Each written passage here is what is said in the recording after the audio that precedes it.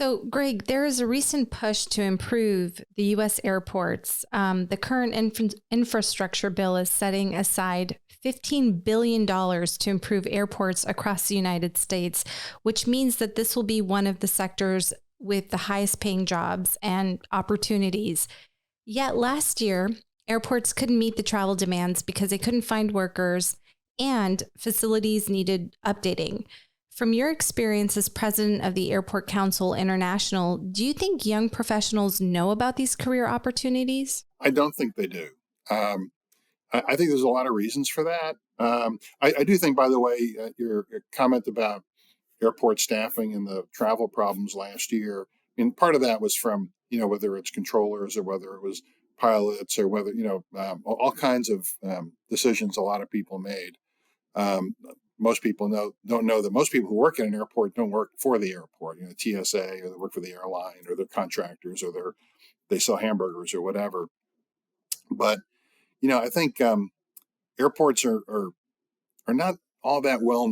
What they do really isn't all that well known. They're a building and runway, and that's all people think they are. And I do think, frankly, I know I'm talking to a very prominent pilot here, but I think pilots and other people in aviation sort of look at airports as, well, you're not part of what we do. You're different. Nobody can fly an airport anyplace. And so I think it gets downgraded a little bit. And I also think that airports don't do a good job of telling their story. I remember when I took over at Airports Council International North America in 2005, and we were talking about the passenger facility charge, which helps build facilities and stuff. And so why don't you tell people what you use their PFC for? And he said, well, we don't want them really necessarily to know, and that kind of thing. I think part of that comes from that in this country, and I want to talk about this a little bit more later, but that airports are part of the public sector. And so, I've got a mayor, I've got a county executive, I've got a governor, somebody looking over my shoulder. And so, I think that that keeps people from talking a little bit more about what airports do. But I really think, as I look at, my kids are in their 30s, my stepkids are, ending high school and in college, right? And what are people in those generations looking for? And one of the things they're looking for is a more diverse workforce and more inclusive. Now, all of aviation has a long way to go, and you can probably do a day-long podcast on that. But the airport sector, compared to commercial airline pilots or mechanics or a lot of other folks, pretty diverse overall. I know a number of great women and people of color and others who run airports and who are high-ranking executives in airports, and it's always been the case since I've been involved in it.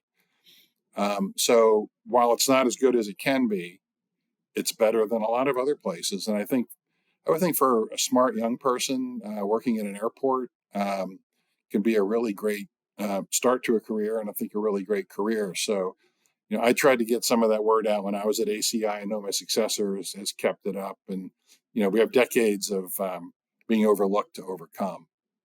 But I think that's I think you're right. I think it's a great career opportunity, and I hope that people will take it seriously. That's a great observation. Recently at Dreams4, we just announced our next chapter, and part of our goal is to help young people discover all the available roles in the industry. And, when we were putting together or just doing our research, we saw that there were about 860 plus jobs that are directly or indirectly in the aviation sector. But when you say you work in aviation to someone, they immediately think of pilots and mechanics. Right. And we realized we needed to reshape the narrative to say to people, whatever your passion is, you could actually apply it to aviation. So if you enjoy tech or logistics or whatever, it can apply to the aviation industry. And I think, communicating that to people who like infrastructure and civil engineering,